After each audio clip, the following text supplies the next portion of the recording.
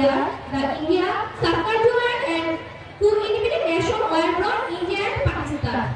Our dear country Bangladesh was the part of Pakistan, which was East Pakistan.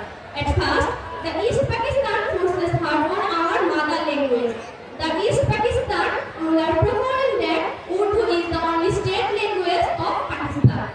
The people of our country protect such as useless Mughal using their names, but they involve in various conspiracy. In 1966, 6 point and 1969 match become hard Bangladesh rises expectation of freedom.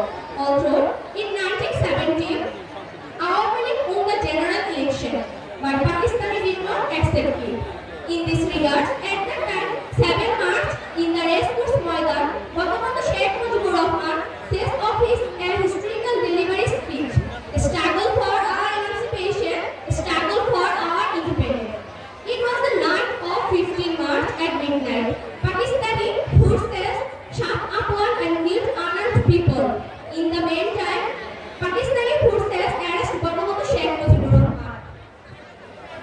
Before arresting at the first hour of 16 March, Bangabandhu Sheikh Mujibur Rahman declared of independence during the Great Liberation War in 1971.